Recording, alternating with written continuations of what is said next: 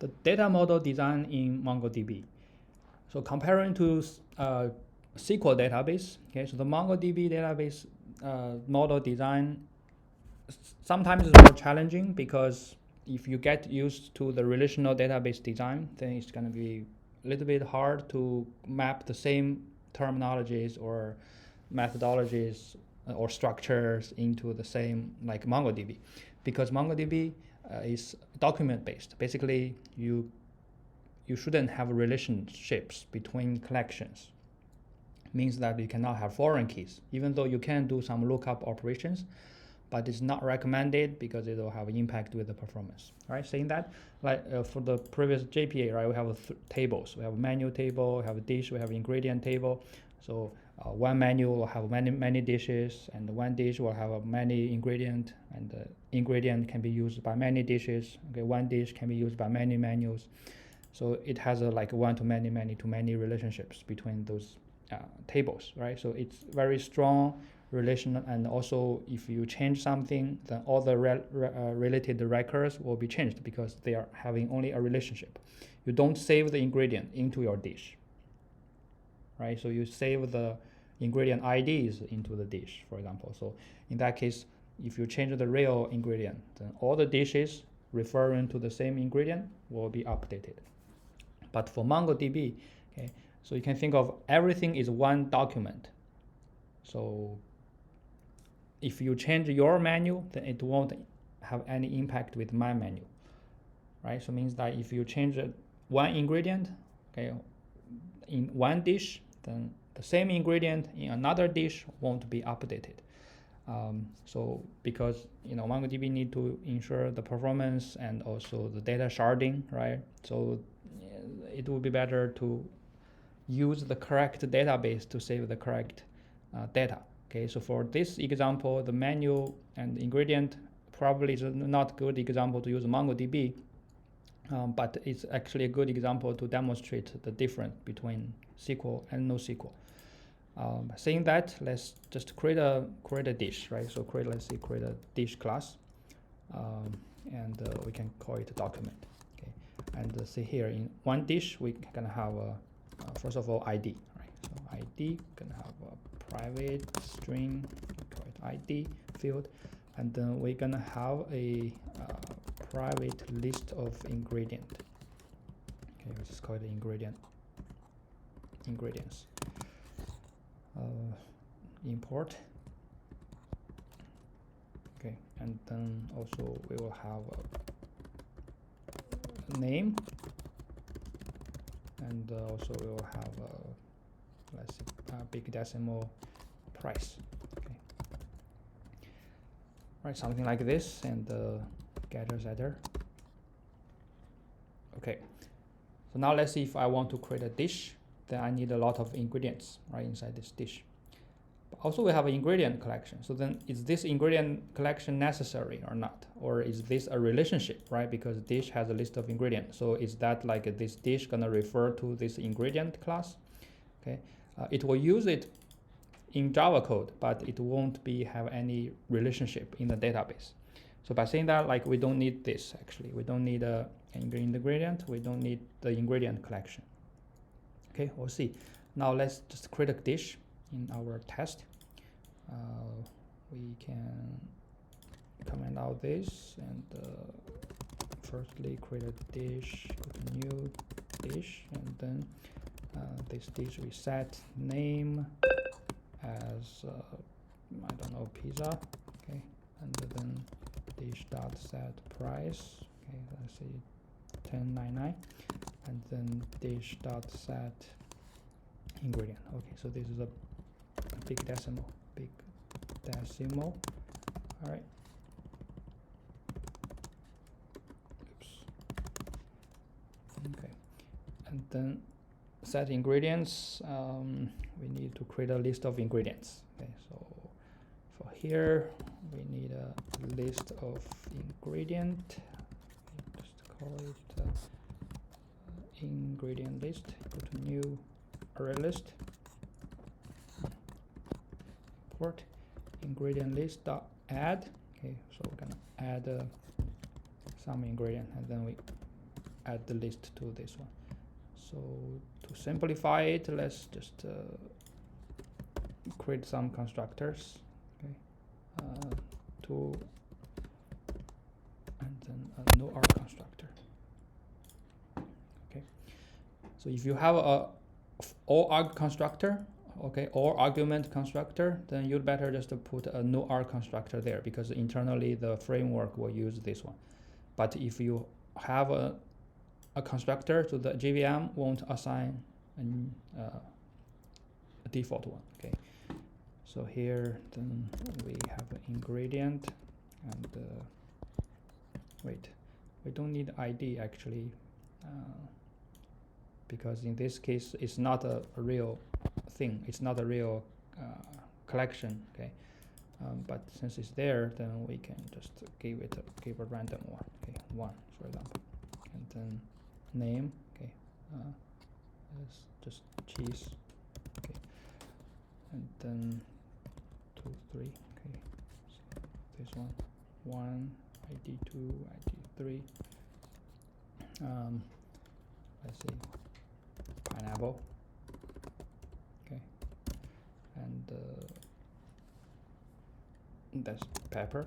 Okay, so just some random stuff, and then ingredient repository dot save. Okay, and then we save the dish. Okay, what else going on? Oh, so it's not ingredient repository now, it should be dish repository. Okay, so I copy paste this here, change it to dish repository.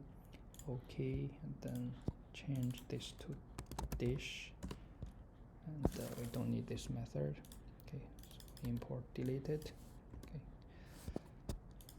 all right, and we can auto-wire. Okay, a dish repository. Okay, so now we can do it, dish repository.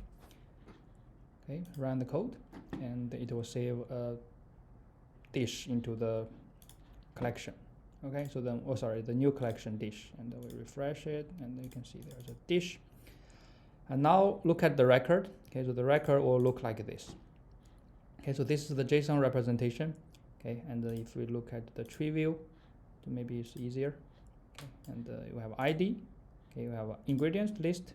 We have a name, price, that's normal field, and the ingredients we have 0 1 2. Okay, you can see here in 0 we have an ingredient cheese, 1 we have an ingredient pineapple, 2 we have ingredient pepper. You can see everything is grouped in one document. Okay, so it is not spreaded into 2 collections. Like this ingredient, it's still the original, like banana, apple, we did it last time. So it means that when we save this dish with even though 3 ingredients, this ingredients is still another document, but MongoDB will just, you know, group everything into one document. Okay, so saying that, we create another dish, right? Say if this dish is called mac and cheese. Okay, and then just still the same thing, right? 1 2 3, let's just call it 11 12 13. Okay, so whatever, and then we save it, run the code, everything goes well, and then we go to the dish and rerun this query, and you can see now I have 2 dishes. One is pizza, one is mac and cheese, and both of them has a list of ingredients. Okay, and then here we have 0 1 2, and here we have 0 1 2. Okay, so those are not the IDs, those are just the index. ID is here. Okay, so you can see first is cheese, this first is cheese, and the ID is 1, this ID is 11. So means that what? Our data got duplicated. Okay, so even though they are using maybe the same ingredient, maybe the same ID, even if you use the same ID, it's the same thing. So it won't be like relational. Okay, so saying that, like, you know, each document they are standalone. So if I update one of the ingredient, even though they are cheese, okay, maybe I can just use the same ID. Okay, 1 2 3. Let's call it mac and cheese 2. Okay, just save it. Okay, now we're gonna have 3 records. Okay, you can see here this mac and cheese 2 have an ingredients list. Okay, number 1 cheese, number 2 apple, pineapple. This one, okay, also ID number 1, ID number 2. Okay, so they don't have any relationship. If I update, okay, so how to update? We can firstly get it out. Okay, so let's just very simple, d equal to dish repository dot find by ID. Okay, let's see if we already have the ID. We can just copy the ID here. Okay, and let's copy the value. Oops, that's gonna copy everything out. Okay, so usually we can document and view document, then this is here. Okay, so this is the ID of the object. All right, and do here. Okay, and it returns optional, so we can just call get method. Okay, and then this D gonna represent this record. Okay, so now we can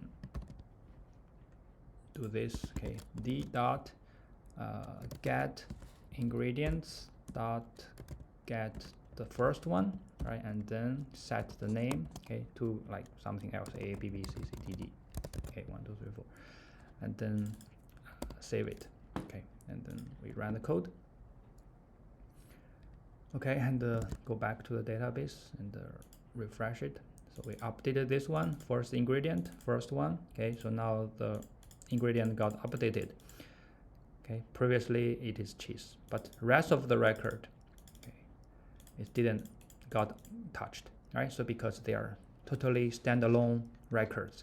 Okay, so in this case, you can see there's no relationship, even though we also have an ingredient collection. Okay, this ingredient collection even not necessary. Okay, even not needed. Even in the same collection, same document, same ingredient. Okay, if they are in different document, then they are actually different records. Okay, so we have a redundancy there, but this kind of redundancy can make sure that our document, okay, or the documents inside the collections, one collection can be distributed into different servers. Okay, so then this is very easy for scalability and improve the performance of reading and writing. Okay, so you may say like, how about I just save the IDs of the ingredient in this collection? Okay, if I save that instead of the ID and the name, I just save the ID in this collection and I just do a join.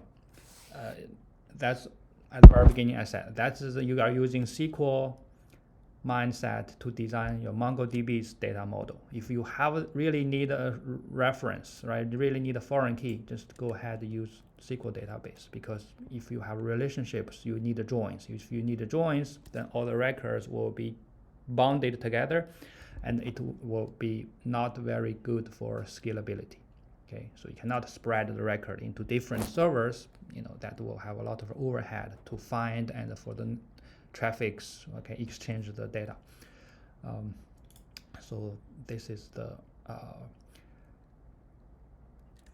MongoDB special data model part. Okay, so just make sure that you can put all the records, all the information in one document, and it doesn't need anything from outside. That kind of data model, and also at the same time, you have to make sure the saving, the updating, the deletion, the queries are easy, okay, onto this kind of models. Let's see if I want to find any dish that has a pizza, or sorry, has a cheese in it, right? So then I can easily find that kind of query using the MongoDB queries or SpringData JPA's find by, right? But if I want to, let's see, update all the dish having cheese, okay, change the cheese from cheese to butter, for example, right? So then it has to go through all the records to find which records has cheese and then change cheese to butter. Comparing to relational database, you just need to change one record. This you need to change a lot of records. Okay, so because we have cheese everywhere, okay, in the collections. Okay, so there's a pros and cons, and these are the features, okay, of MongoDB. First of all, it's schemaless. We talked about that previously. Second is here this document-based data storage is very suitable for the data that is not strong relational. Okay, but you need scalability. You need distributed data storage so that the record could be read and delete and update in a very fast pace. Okay, that's it. Thanks.